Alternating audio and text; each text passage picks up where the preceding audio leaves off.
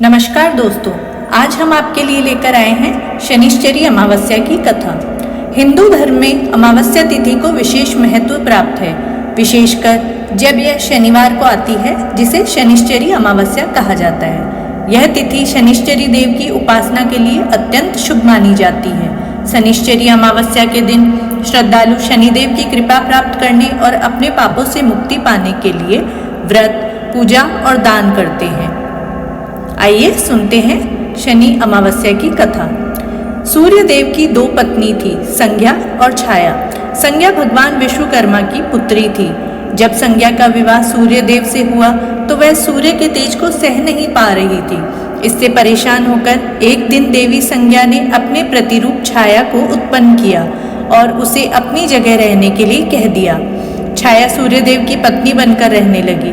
दूसरी ओर संज्ञा खुद धरती पर अश्व रूप में आकर विचरण करने लगी। एक दिन जब सूर्यदेव छाया के पास संतान प्राप्ति की इच्छा से आए तो उनके तेज को देखकर छाया का रंग काला पड़ गया और वह गर्भवती हो गई। छाया के पुत्र के रूप में भगवान शनिदेव का जन्म हुआ।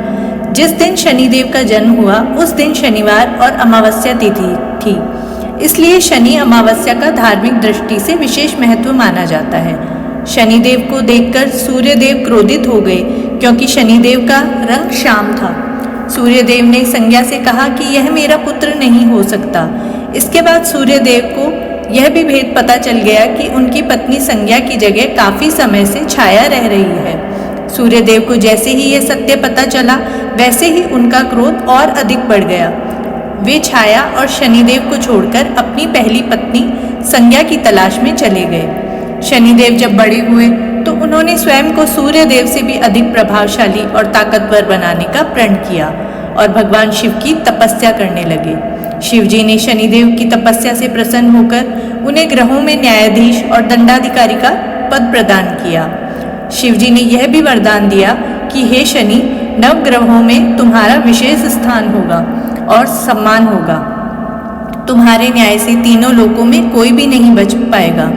तुम सभी जीवों के कर्मों को देखते हुए न्याय करोगे। शिवजी से वरदान पाकर शनिदेव नवग्रहों में विराजमान हो गए। शनि अमावस्या के दिन शनि की कथा का पाठ करना शुभ फलदायी होता है, जो कर्मों से उच्च पद दिलाने की प्रेरणा देता है।